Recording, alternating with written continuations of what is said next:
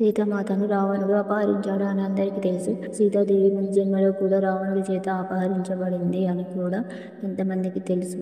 పూర్వం వేదవతి అనే పెద్ద తపస్వి ఉండేది.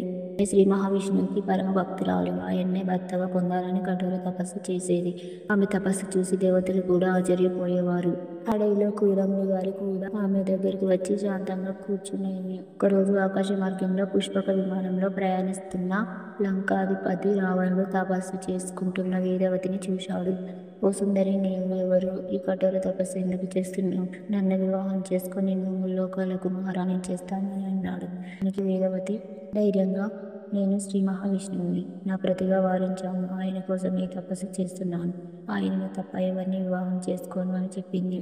రావణుడికి పట్టడానికి కోపం వచ్చింది. నేను దశకంఠుణ్ణి, నన్ను కాదంటావా అని ఆమె జుట్టు పట్టుకుంటాడు. వేదవతి కోపంతో, దుర్మార్గుడ, పరశ్రీని అపవిత్రం చేస్తావా?